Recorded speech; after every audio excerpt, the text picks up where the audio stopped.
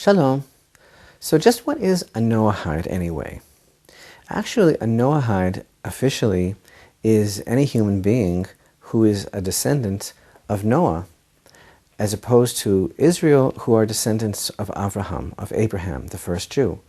But actually, the concept is very far-reaching because our sages teach us that God essentially made two covenants in history. The second covenant he made with Israel at the Sinai Revelation based on their acceptance of the 613 commandments. But prior to this, there exists an ancient covenant. And that covenant is based on what's called the 7 Noahide laws. These are universal laws. They are actually laws pertaining to prohibition against idolatry, a prohibition against blaspheming the name of God, certain sexual prohibitions, murder, stealing, the concept of what's called Aver min hachai, which means ripping a limb from a living animal, which is actually a whole kind of ecological idea, and also the concept of establishing courts of justice.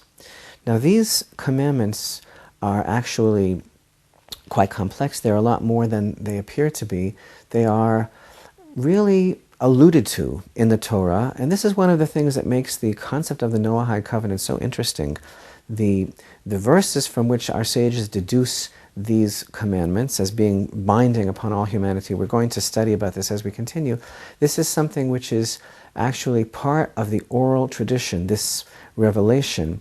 And indeed, we are taught by our sages that this path, the path of the 7 universal laws, was the ancient path of spiritual fulfillment for all mankind. And so when you think about the great tzaddikim, the righteous people that existed in the world before the Torah was given, when we think about Adam himself, and of course Noah and his children, we think about Chanoch, we think about Metushelach, and we think about all of the righteous people of yore. What was their relationship with God? You know, there is a beautiful idea of a certain degree of Torah which was present in the world even before the Torah was given. And we know, for example, that the forefathers of Israel kept the entire Torah. We know that the great tzaddikim, following the tradition of Adam, had a full and a rich relationship with the Creator. What was this based upon? We know that Jacob, when he was running away from his brother, according to tradition, he went and he studied Torah with Shem and Aver, who were not Jewish, who were the leaders of that generation. And he studied Torah with them for 14 years. What was he studying before the Torah was given? There is a concept of the revelation of God in the world before the giving of the Torah at Sinai. And this is connected to this idea that there is a spiritual path of Torah observance in the world, which is universal in its nature. So these 7 laws are considered to be the very bedrock upon which society, from the very inception of the human race, has been formed.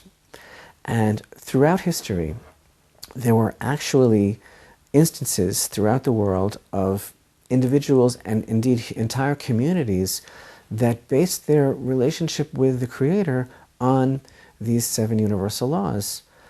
Again, a manifestation of the wisdom of the oral tradition. So a Noahide is actually a person who is generically a descendant of Noah and who wants to fulfill, we use it in terms of expressing the idea of a person who wants to fulfill these 7 commandments.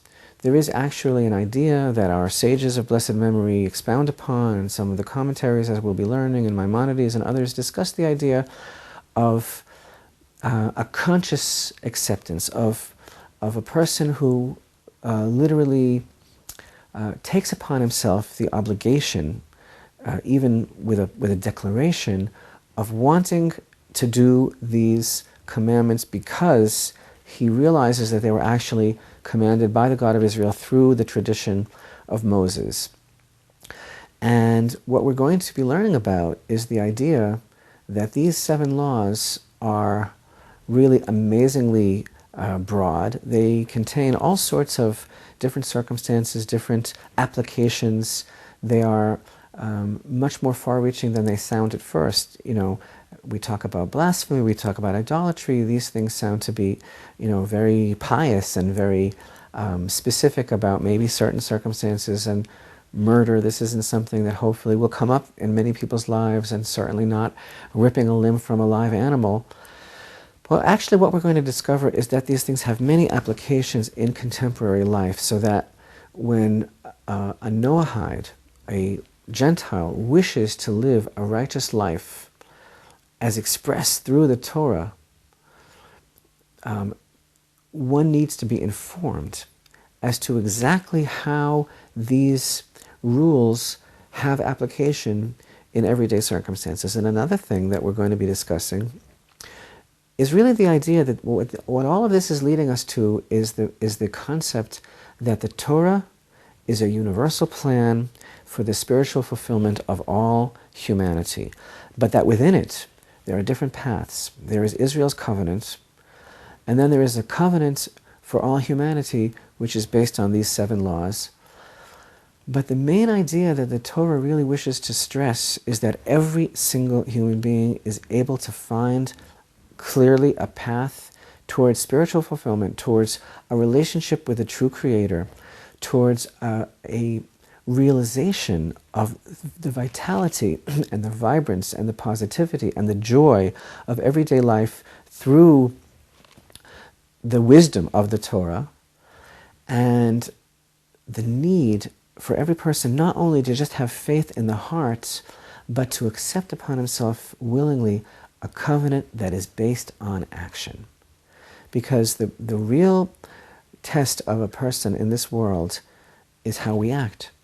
And this is something that we always come back to as we study Torah, the idea that the proof of our real relationship with Hashem and the progress that we're making spiritually is going to be reflected in our action. So a Noahide is essentially a person who is very much aware of the God of Israel, who is very much connected to the Torah, who sees himself as being a precious soul that was created by God with a purpose in this world, and who realizes that the Torah presents him with an opportunity, or her, presents one with an opportunity to ascend spiritually, to leave behind a legacy in the world, to gain as much as possible from living every day, and from growing as close as possible to the presence of God in the world, and by living a life wherein that presence would be reflected.